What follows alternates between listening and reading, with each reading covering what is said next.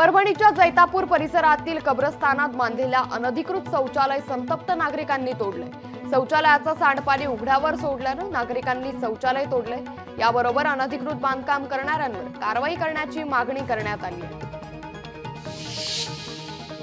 आदित्य ठाकरे 25 आणि 26 ऑगस्टला 2 दिवस संभाजीनगर दौऱ्यावर जाणार आहेत। विधानसभा निवडणुकीच्या पार्श्वभूमीवर या दौऱ्याला महत्त्व असून ग्रामीण भागात दौरे करत बैठकाही घेतल्या जातील।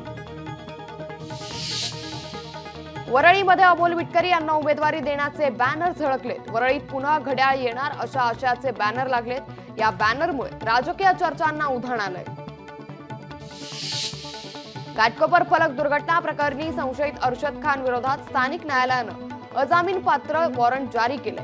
नुकताच अर्शद खानचा अटकपूर्व जामीन सत्र न्यायालयानं फेटाळला।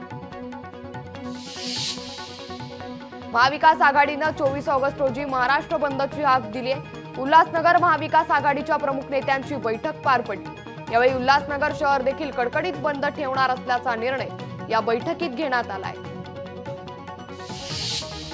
आमदार बबनदादा शिंदेंचे पुत्र रणजित शिंदेंनी जरांगेंची भेट घेतली।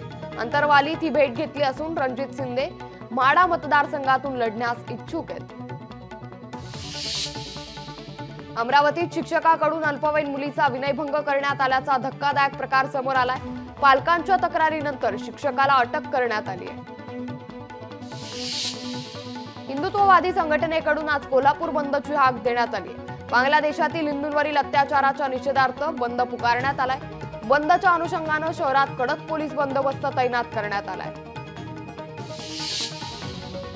सिंधुदुर्गमध्ये शिरोडा उपजिल्हा रुग्णालयात रुग्णाला मुदतबाह्य सलाईन लावल्याप्रकरणी संतप्त ग्रामस्थांनी कारवाई करण्याची मागणी केली आहे। संबंधित वैद्यकीय अधिकाऱ्यांना कारणे दाखवा नोटीस देत त्यांची बदली करण्याचे आदेशही देण्यात आले। बीडच्या चिंचाळा परिसरात मध्यरात्री ड्रोन उडवणाऱ्या तरुणाला ग्रामस्थांनी पकडून चोप दिलाय। गेल्या काही दिवसांपासून तरुण रात्रीच्या सुमारास ड्रोन उडवत असल्यानं ग्रामस्थांमध्ये भीतीचं वातावरण पसरलं होतं। बदलापुरातील पीडित मुलगी आणि आईबद्दल खोटे मेसेज पसरवले गेले होते। या प्रकरणी 21 वर्षीय तरुणीला अटक करण्यात आली। तसंच नागरिकांनी अफवांवर विश्वास न ठेवण्याचं आवाहन पोलिसांनी दिलंय। मालेगावातील सटाणा येथील रस्त्याची दुरावस्था झाल्यानं रहदारीच्या रस्त्यावर पाणी साचले। रस्त्यावर खड्डे पडल्यानं वाहन चालकांना प्रवासावेळी नाहक त्रास सहन करावा लागतोय।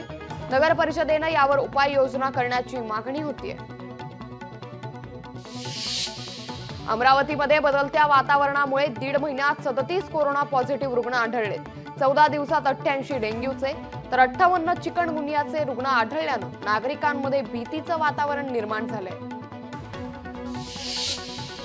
मुंबईतील 7 व्हील्स रुग्णालयात मंकीपॉक्ससाठी 14 खाटांचा कक्ष आरक्षित ठेवण्यात आलाय। शहरात मंकीपॉक्सचा एकही रुग्ण आढळला नसल्यानं नागरिकांनी घाबरून न जाण्याचं आवाहन करण्यात आलंय।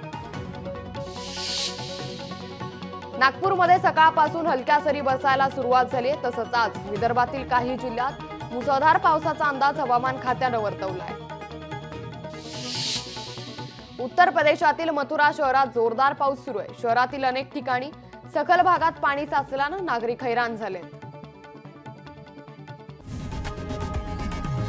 लोकशाही मराठी ऐका, पहा, जागरूक रहा।